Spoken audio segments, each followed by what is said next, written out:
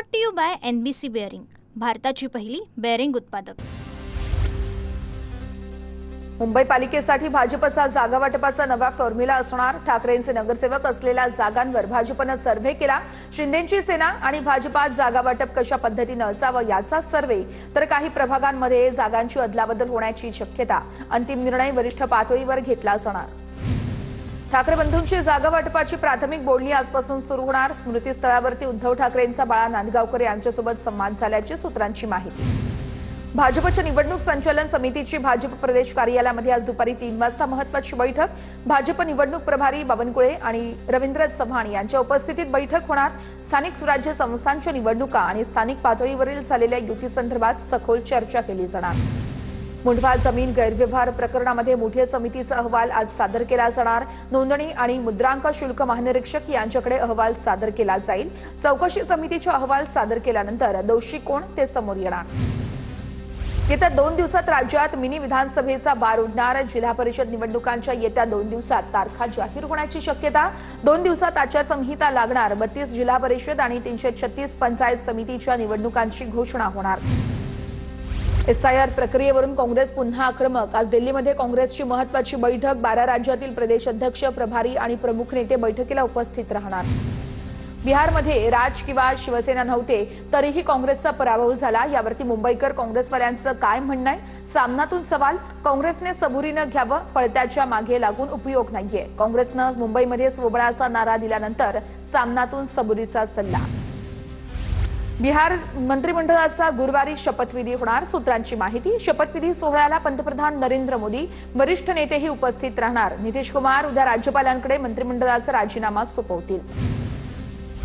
राष्ट्रवादी काँग्रेसच्या स्टार प्रचारक निरीक्षकांची आज बैठक। नगरपंचायत नगरपालिका निवडणुकीसाठी स्थानिक परिस्थितीचा आढावा प्रदेश अध्यक्ष सुनील तटकरे घेणार।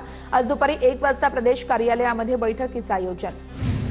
राज ठाकरेंविरोधात गुन्हा दाखल करा या मागणीसाठी हायकोर्टात याचिका। अमराठी मुद्द्यांवरून प्रक्षोभक भाषणामुळे राज ठाकरेंवर गुन्हा दाखल करा। उत्तर भारतीय विकास सेनेचे अध्यक्ष सुनील शुक्लांकडून याचिका।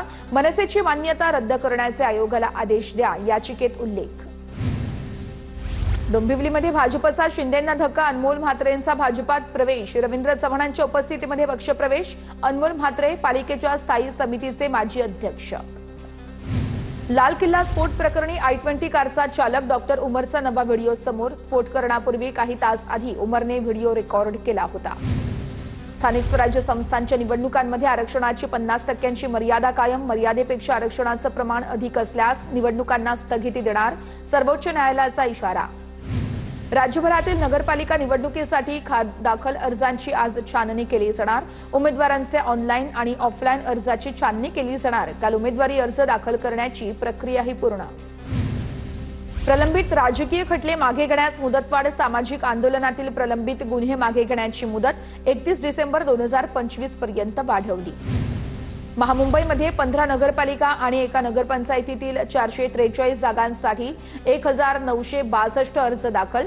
ठाणे, पालघर आणि रायगड जिल्ह्यांमध्ये नगरपालिका आणि नगरपंचायतींची रणधुमाळी सुरू। मंत्री गणेश नाईकांच्या जनता दरबाराविरोधात शिंदेंच्या सेनेचे बेलापूर जिल्हा प्रमुख किशोर पाठक हायकोर्टात। किशोर पाटकर यांच्याकडून हायकोर्टात याचिका दाखल। या याचिकेवरती आज सुनावणी घेतली जाणार। नवले पुलावरील अपघाताची तात्काळ चौकशी व्हावी। पुण्यात वाहतूक नियमांचं उल्लंघन करणाऱ्यांवर कठोर कारवाई व्हावी, विभागीय आयुक्तांचे आदेश। पुणे जमीन गैरव्यवहार प्रकरणामध्ये अमेडिया कंपनीला म्हणणं मांडण्यासाठी पुन्हा मुदतवाढ। अमेडिया कंपनीला 42 कोटी रुपयांचं मुद्रांक शुल्क भरण्याची नोटीस। राज्यात सरकारी जमिनीचा गैरवापर थांबणार। महसूल बुडवणाऱ्यांची माहिती उघड होणार। जिल्हा प्रशासनाकडून सरकारकडून देण्यात आलेल्या जमिनींसोबतच सर्व जमिनींचे नोंदणी अद्ययावत करण्याची मोहीम हाती। वरळी हिट अँड रन प्रकरणातील आरोपी मिहीर शहाच्या जामिनावरील निर्णय राखीव। एका महिलेच्या मृत्यूस जबाबदार ठरल्याप्रकरणी 1.5 वर्षांपासून मिहीर शहा अटकेत।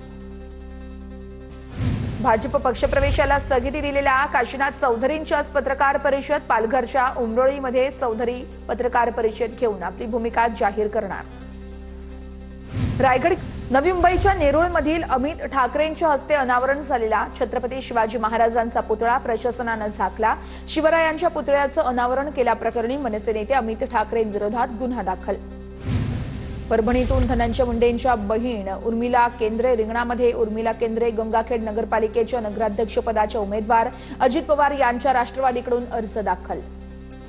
छत्रपती संभाजीनगरमधील राजू शिंदे आज भाजपमध्ये घरवापसी करणार. राजू शिंदेंनी शिरसाठांविरोधात ठाकरेंकडून विधानसभा निवडणूक लढवली होती.